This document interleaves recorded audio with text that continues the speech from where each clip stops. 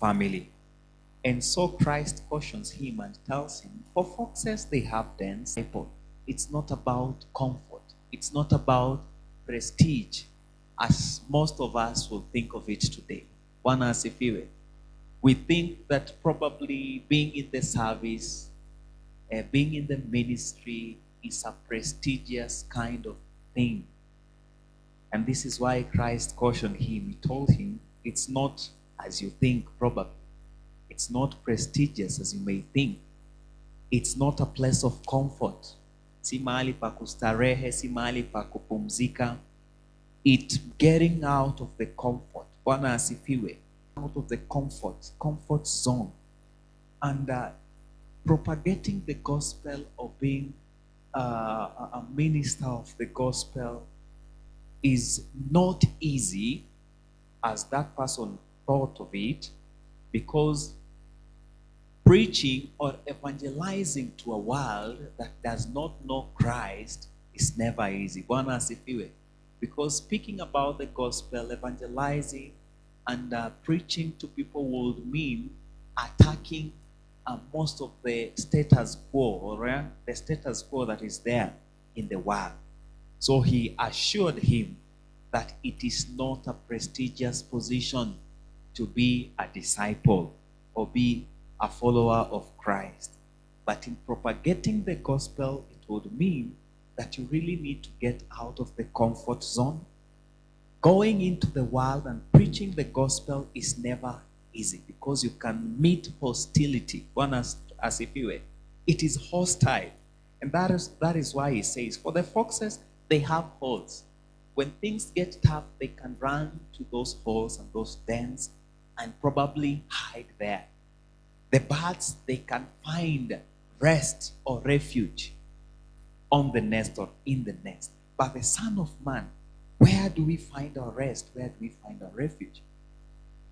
The second person gave an excuse, because he said, let me first go and bury my father. Let me first go and bury my loved one. Bwana asifiwe. He gave an excuse of firstly going and participating in that commitment, the family commitment. And sometimes we ask ourselves, the place of the family and the place of ministry. I know mostly we talk about trying to balance our ministry and also trying to balance with the aspect of our families. We really talk about it when we say that our families are the first ministry, whereby we really need to firstly minister to our families. But we got to understand what Christ meant when he said, let the dead first bury themselves. Ahead. To the third person also gave an excuse. He said, when Christ asked him, come follow me, he said, let me go and bid farewell to my family. Bwana asifiwe. Bid farewell to my family. And we get to understand that following Jesus, being a follower of Jesus, goes beyond our personal comfort. Bwana asifiwe. It goes beyond the comfort, a personal comfort. Following Jesus goes beyond personal commitments. Bwana asifiwe. It is beyond our comfort.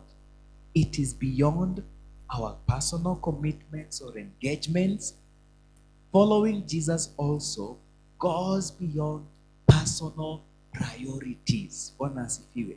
Jesus is the number one priority. So probably when he told the second person, when the second person gave an excuse of probably participating in burying his loved ones, probably Jesus, the way Jesus responded was actually to tell this person that being a follower of Christ goes beyond personal commitments, personal priorities, and personal comfort.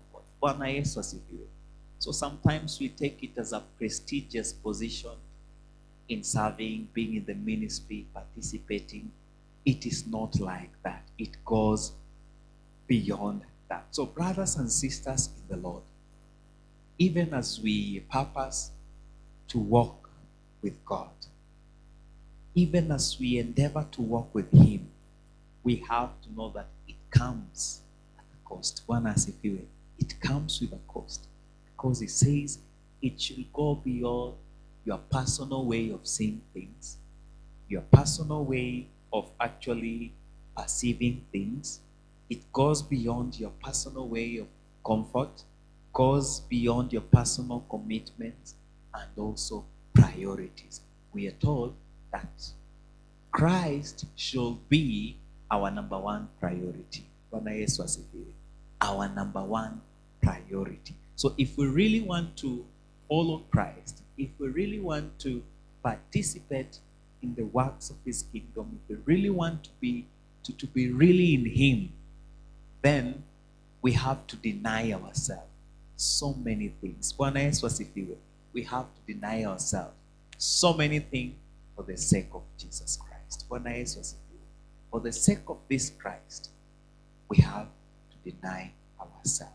For He quotes later on and says that those who would wish to save their lives, they will lose it. But those who lose their lives for the sake of Christ will do what?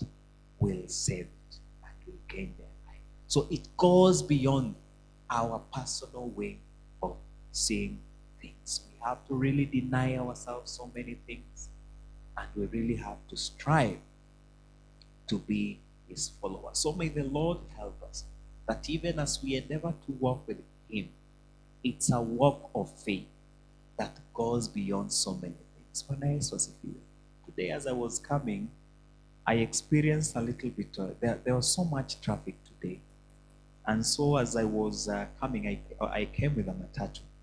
So the person we are sitting next to, we started engaging and conversing, and I found out that truly God had deposited quite a lot of insights in him. And as we were talking, he was telling me about so many things in regards to the ministry. And he was saying, when we really strive to be in Christ and to serve Him, then we must die for some things. Death. Najua kukufa ni hauhisi vitu zingine, si kweli? And it confirms this word that ministry is not about prestige. Because think of it, that even when people will speak bad about you, you have to die to something so that you are dead as key, whether you are saying good things or bad things, they can't hear. So you really have to reach that level. You have died with Christ in a way that nothing will bother you. Because sometimes some challenges will come in terms of, imagine you're serving God and probably you're renting a house and your landlord is there at the door. Anataka rent, haujalipa labda mwezi moja au miezi mbili, na wewe una preach Kristo. Is it really easy? It's never easy. Bwana asifiwe. So there are